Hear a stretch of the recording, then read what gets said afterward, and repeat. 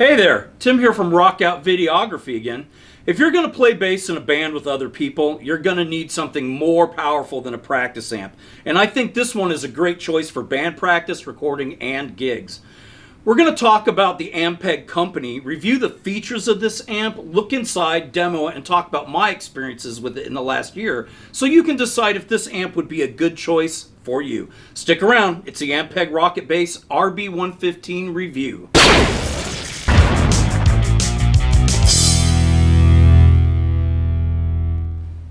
Ampeg as a company making bass gear has been around since 1946, when the company was founded by pianist and upright bass player Everett Hole to produce his upright bass pickup called the Amplified Peg, which is where the name Ampeg comes from. In 1960, Ampeg released a legendary Portaflex B15 bass amplifier, which has been used on many albums throughout the years and continues to be used in studios around the world. These amps had the blue checkered vinyl covering, flip top, and classic chrome logo associated with early Ampeg amps. In 1969, Ampeg released the first of their SVT series amps, SVT standing for Super Valve Technology. These amps have been a mainstay of gigging and touring bass players for decades and featured the recent aesthetic changes that have been introduced to the B15, such as smooth black vinyl covers and the new lowercase a logo. I have this Ampeg SVT2 amp and 8x10 cab that I bought new in 1993, which is my point of reference when evaluating the RB115. Ampeg has been through several owners over the years, but it's currently owned by Yamaha, which bought the company in 2018. In 2021, they released a redesigned Rocket Bass series of lightweight amps featuring their new SGT or Super Grit overdrive technology. This amp, the Rocket Bass RB115, is a 200-watt combo bass amp with a 15-inch speaker. If you're new to all this, a combo amp simply means that the amplifier and the speaker cabinet are combined as one unit. It weighs in at 34 pounds or 15.45 kilograms. It's light enough for you to easily pick it up and carry it around with one hand. The amp is also compact enough that it easily fits in the back of my Kia Soul with room to spare for more equipment. These amps harken back to the early era of Ampeg and their aesthetics, with black checkered vinyl covering, classic speaker grill cloth, and a classic chrome logo. Underneath, it's a completely different story, as these amps use lightweight Class D solid-state amplifiers. They also feature the before-mentioned SGT circuitry and a built-in DI out with a ground lift switch, a feature missing from my old vintage SVT amp. Let's take a closer look at the controls and features of this amp and take a look inside. If you could do me a favor first, please hit the subscribe and like buttons. It helps us to grow the channel and reach our subscriber goals. It also helps to get our videos seen by more folks interested in audio, video, and music production. Thanks! The control panel for this amp is located on the top at the back end. From left to right, you have two 1/4 inch instrument inputs. One is a -15 dB padded input that you can use if you're playing a bass with active electronics that puts out a hot signal. The other is labeled 0 dB and is a normal input. Next, you have the controls for the SGT overdrive circuit. When you push in the button, you engage a circuit and the orange indicator light comes on. You are now using the grit knob to control the amount of overdrive and the level knob to control the volume output of the channel to the amp. When the SGT switches on, the rest of the amp's volume and EQ controls still function. To the right of the SGT controls, you'll find the master volume output knob of the amp. This also controls the volume of the headphone output. This amp does not have an input gain knob, which is common among older Ampeg amps like the B15 and my old SVT. Next, you have the ultra high and ultra low buttons. These are an interesting feature of Ampeg amps that are also part of my SVT. When the high button is engaged, you get a 5 dB boost at 8 kHz, which is definitely up there in the high range. Engaging the low button gives you an interesting mix of a 1 dB boost at 40 Hz, which is a frequency I would normally want to cut out, and a 10 dB cut at 500 Hz, which is another area I normally cut. Your three EQ knobs are your standard bass, mid-range, and treble. The bass knob controls 40 Hz level, mid-range controls 500 Hz level, and the treble knob controls the 4000 Hz level. You next have your 3.5mm aux in and headphone out jacks. These are a really helpful feature seen on most modern amps these days and will allow you to use the same amp you gig with to practice quietly at home. The aux in can take audio from your phone, such as MP3s, backing tracks, or beats from drum loop and metronome apps. You can play along using headphones without disturbing family, roommates, or neighbors. Keep in mind, though, you may need an adapter to get an audio signal out of your phone if it doesn't have a 3.5mm headphone out. We use USB-C to 3.5mm adapters with our Galaxy phones, and they work just fine. Last but not least, you have the power on-off switch. It does what it's supposed to do. It turns the amp on and off. On the back of the amp, starting on the left, you have the AC power in. It takes a standard 3-pin AC power cable like most amps, computers, monitors, TVs, and other types of modern electronics. There's also a fuse compartment under the AC in. Over on the right, you have the 1/4 inch external speaker output jack, which is colored red. It's here that we need to mention that although the amp is listed as being 200 watts, you really only get 100 watts out of the internal speaker. If you connect an 8 ohm external speaker, you get the full 200 watts. Under the external speaker out, you'll find the 1/4 inch foot switch jack. This will allow you to remotely control the SGT on-off with a foot switch. Ampeg has one available that's reasonably priced if you're interested. This amp also has an effects in and out loop with 2/4 inch jacks. With this, you can add effects processors or pedals after the amp's preamp, SGT, and EQ circuitry, but before the amp's power amp. This can help with time-based effects like delay, especially when using the SGT overdrive. Another very useful feature of this amp is a balanced XLR DI out. Back in the 90s when I gigged with my SVT amp, we always had to use a DI box to get to the front of house mixer. This output is after the SGT and EQ controls as well as the effects loop. There's a ground lift switch you can engage if you run into ground loop issues when connecting to a mixer or recording device. Now, let's talk about the speaker and the cabinet. The Ampeg website and the retailer's descriptions all say the amp has a 15-inch custom eminence speaker. However, when you start looking at the manuals, you see it described as a 15-inch custom La Voce speaker. I did a quick Google search and I couldn't find a connection between Eminence and La Voce. They seem to be two separate companies. La Voce is from Italy. I pulled the speaker out and found that there's no label on it. There's a number printed on the cone, but another quick search didn't yield any results connecting it to either company. If anyone out there knows the answer to this riddle, please share with us in the comments. The cabinet is made from plywood and particle board. I'm not a professional carpenter, but the woodwork all looks good to me. There's foam stapled to the inside of the cabinet, and you can see that thick cardboard tubes were used for the ports and painted black on the inside. Since I actually didn't know the purpose of the foam lining, I looked it up and got sucked down into reading another series of gear form discussion debates. I'll spare you all the opinions and acoustic math debates. The foam lining is thought to reduce high and mid-range reflections inside the cabinet that could potentially cause phase issues. And in some cases, it's believed that stuffing or adding foam lining to a bass cabinet can increase low-end response. I'm not claiming any of this is true. I'm just reporting on what other people who claim to know what they're talking about are saying. They seem to have taken the time and care to do a decent job assembling this cabinet and paid attention to small details. When I bought it in late 2022, it was the last one in the store, the floor model. So it had been around for a while, as you can see from the sticker. All right, let me demo this amp for you so that you can hear what it sounds like. Now, before we go any further, keep in mind, right, if you're not listening to this on good headphones or good speakers, you're not going to hear the bass frequencies, and you're not really going to get an accurate idea of what this amp actually sounds like. Okay. Having said that, here's our signal chain. I'm using a Squier Affinity Series PJ bass. You've seen this on the channel before with round wound strings, and I'm going directly into the 0 dB input of the amp since I don't have active electronics. All right, and everything on the amp right now is set to completely noon. The SGT circuit is off.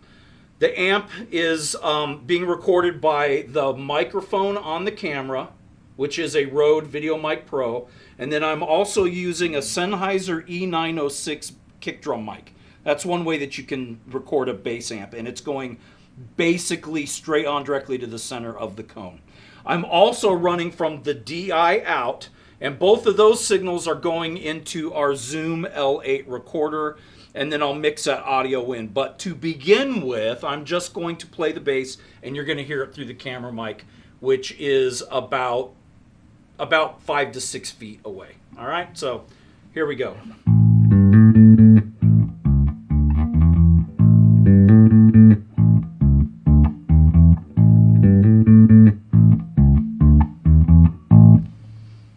All right, there you go.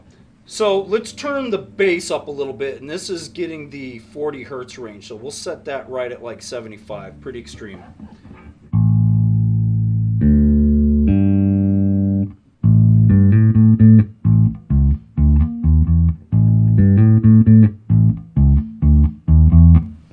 Let's bring the bass back to noon, and let's do our mids up at 75. You can hear the difference that makes.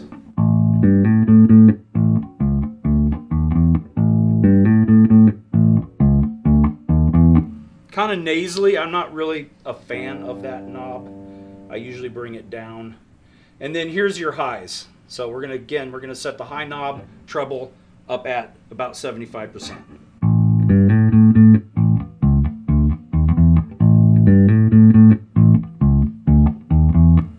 All right. Now, let's talk about the high low or the ultra low and the ultra high. So let's engage the ultra low first.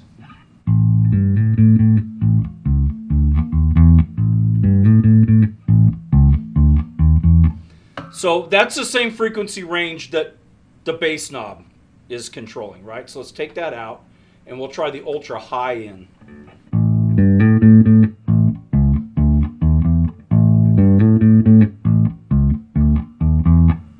All right, let's do ultra high, ultra low in.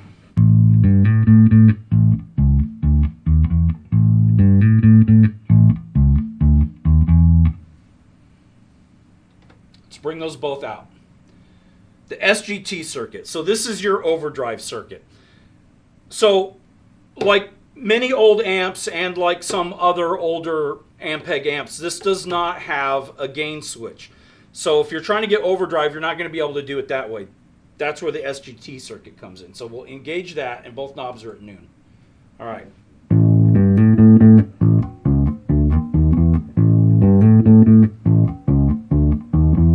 Let's turn that grit all the way up.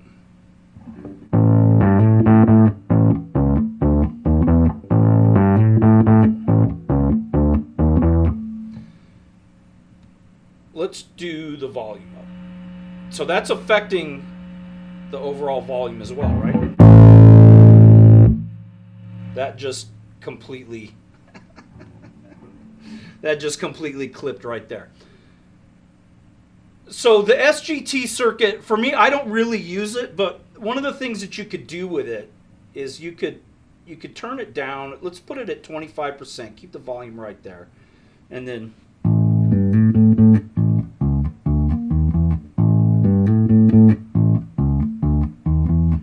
you can kind of get a little bit of, I'm not going to say it's a tube sound, but you can add just a little bit into there if that's what you're looking for. So that's the SGT circuit. It's pretty simple. It's okay. I think you can get a better distortion sound with pedals, but it's there if that's something that you want to play with. So now I am going to play a riff, and in the edit what I'm going to do is I'm going to take the sound from the mic and use that. All right. Here's what it sounds like mic'd up. So again, this is a kick drum mic. It's about maybe 1/4 of an inch from the grill cloth, right at the center of the cone. It's a Sennheiser E906. So here's what it sounds like mic'd up.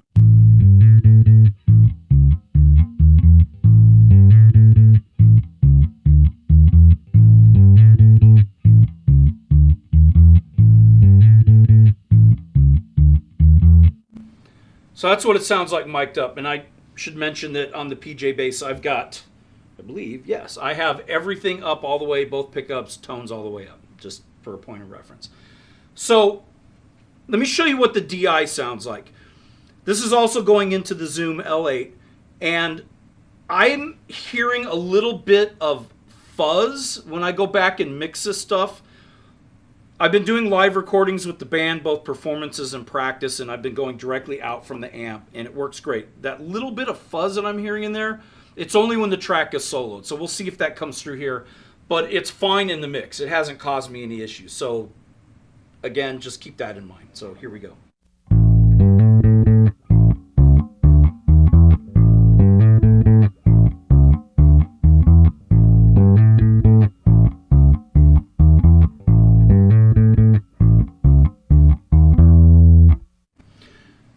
So there you go. That's the sounds out of the amps. You've heard the grit circuit, and you've heard the EQs and the ultra high and ultra low end. You can get a lot of different sounds out of this amp, and again, you can be putting pedals into it. I do. I've got a pedal board that I use, an EQ that we've reviewed here on the channel and some other stuff. So I'm going to give you my final thoughts on this amp, but before I do that real quick, give me just a second of your time. Something really cool happened, and I want to show you this. Nerds from across the multiverse are flocking to the Nerd Space Continuum, the official merch site for the Rockout Videography YouTube channel, where our crack team of musicians, producers, dungeon masters, and astrophysicists use state-of-the-art technology from the planet Nebulon to create an ever-expanding line of clothing designs to help you express your love of music, fantasy, and sci-fi. It's a Spreadshop store, so you can customize your shirt's color, style, and design size. Click the link in our store below and equip yourself for your next adventure with clothing designs from the Nerd Space Continuum. Let me know what you guys thought of my little cartoon promo clip. We're really excited about finally getting our nerdy t-shirt merch project going. Let's talk about my personal experiences with this amp in the last year or so and discuss the uses for it. First of all, this amp is way more than loud enough to keep up with a full drum kit. In fact, you could push it all the way and overwhelm most drum kits. That means it's powerful enough to play in a band with other people, both at band practice and at live shows. This amp is probably loud enough for any club or small amphitheater you may be playing, but if you're going to an outdoor or indoor stadium size event, you might need something closer to my old SVT amp, but for most things it's going to do well. You can get more volume out of it by connecting external speaker cabs, so that's an option if you want to use it in situations requiring more power. The DI out is especially handy at gigs, and Cameron, the guy who usually runs sound for my band, says he really likes the convenience of just plugging an XLR cable into the back instead of having to mic it or use a DI box like we have to do with the guitar amps. I agree, and usually use it to connect to my Zoom L20 when multi-track recording the band's practices and live performances.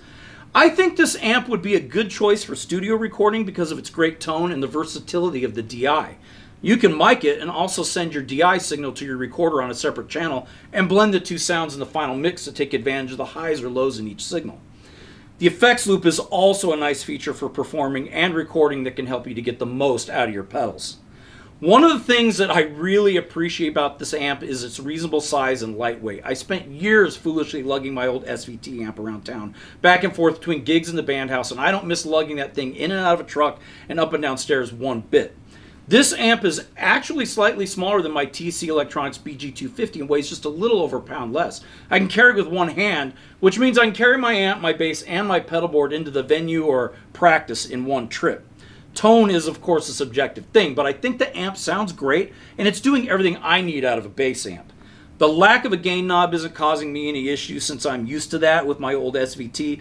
I'm not playing any gigs right now that require more volume than I can get out of this thing by itself, so I haven't had to get an extra cabinet. Overall, I think that if you're looking for an all-around, do-everything bass amp, this is one that you should consider. I think it's a high-quality amplifier that sounds great, has the options that most people will or potentially may need in the future, and is a great value for the price. Okay, folks, it's time for the Featured YouTube Artist of the Week! Yay! This week's featured artist is Allison Digg. Allison's an independent singer-songwriter from Wisconsin who writes and performs her own original alt-country rock music. Allison has been into music since she was a kid, and I hear a lot of classic country and Americana influence in her songs. Allison is another artist that I discovered because she appeared in my Facebook feed.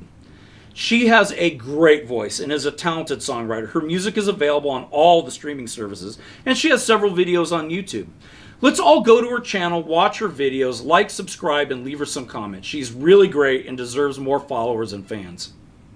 I want to take a moment to thank everyone who has been subscribing and leaving comments in our videos. It's because of you that the channel's been growing fast and we are able to start our t-shirt merch shop. Let us know what your favorite bass amp is or the one you would recommend to someone looking for their first gigging amp. As always, until next time, thanks for watching and have a great day.